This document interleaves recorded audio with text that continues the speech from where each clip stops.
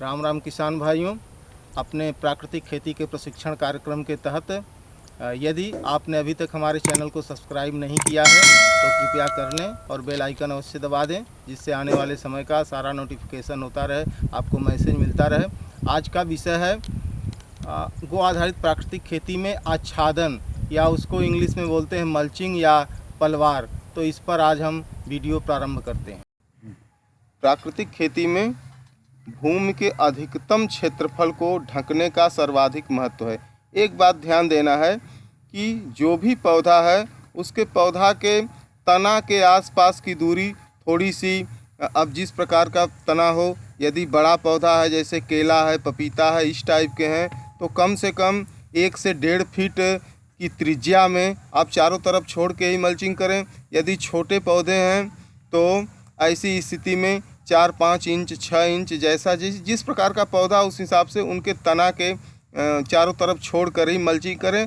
और मल्चिंग करने में एक बात और ध्यान देना चाहिए कि उस पौधे की ऊपर वाले भाग की तना की शाखाओं की जितनी दूर में परिधि है उतना दूर में यदि मल्चिंग हो सकता है, नीचे आच्छादन हो सकता है, तो फार बेटर रहेगा। इसे आच्छादन या मल्चिंग या पलवार भी कहते हैं।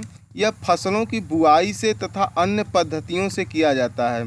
यानी फसल की बुआई में, जैसे गेहूं की फसल है उसमें यदि बरसीम भी छींट देते हैं, बरसीम की भी बुआई कर देते हैं, तो निश्चित रूप से और भी जो घास वगैरह खरपतवार उगते हैं उनको बरसीम ढकने की कोशिश करेगी और उसकी छाया से मल्चिंग भी होगी। साथ ही गेहूं जब तैयार हो जाएगा तो उसके पहले ही यह बरसीम आपकी सूख भी जाएगी, तो कटाई में भी समस्या पैदा करने वाली नहीं है। तो इस प्रकार से कुछ ऐसी भी फसलें हैं, या कुछ फसलें हैं, बड़ी फसलें हैं, जिसमें आप यदि चना की खेती कर देते हैं तो चने से ही आच्छादन हो जाएगा।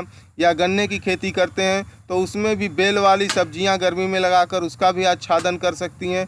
तो इस तरह से पौधों से आच्छादन किया जाता है।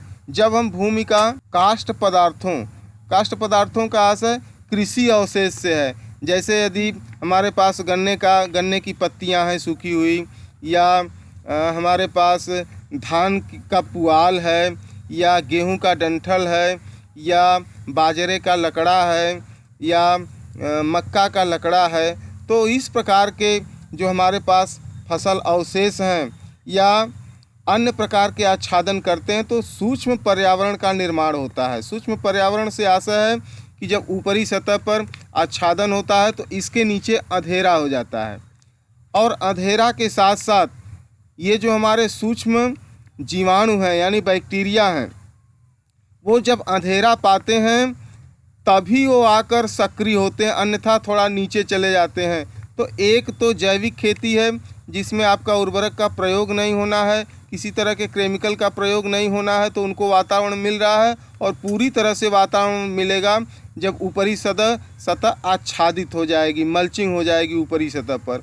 तो जो भी जीवाणु हैं कई तरह के हैं, वैसे मुख्य तरह से तो खेती में 16 तत्व चाहिए, तो 16 तत्वों के जीवाणु, और जबकि अपनी देसी गौ माता के 1 ग्राम गोबर में आप जानते ही हैं किसान भाइयों 300 करोड़ से 500 करोड़ बैक्टीरिया होते हैं। तो ये तमाम तरह के ही बैक्टीरिया हैं, 1-2 तरह के नहीं हैं।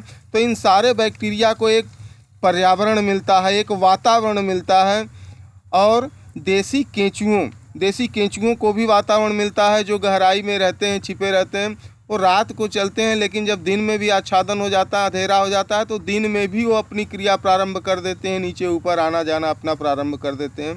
तो सूक्ष्म जीवाणुओं को उपयुक्त वातावरण मिलता है एवं भूमि की नमी का वाष्पन नहीं हो पाता, यानी आच्छादन से नमी भी बरकरार रहती है। और एक चीज़ और आप जानते होंगे कि जो हमारे 1 किलो सूखी हुई खरपतवार है या कोई भी घास है, सूखी हुई घास एक रात में यानी 12 घंटे में वो 6 लीटर के बराबर जल वायुमंडल से खींच लेती है, इतनी ताकत होती है। तो हमारी नमी भी बनी रहती है, पानी भी कम लगता है, पानी का वाष्पन भी कम से कम होता है।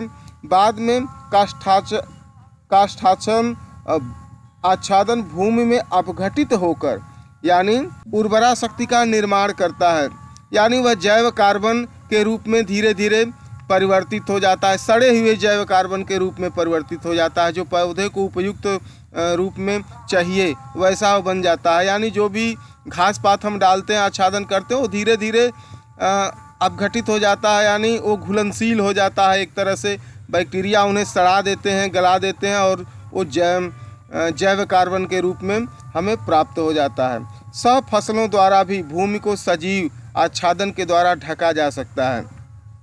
आच्छादन, पलवार या मल्चिंग 3 प्रकार का होता है। पहला मृदा आच्छादन, यानी भूमि की जुताई के माध्यम से।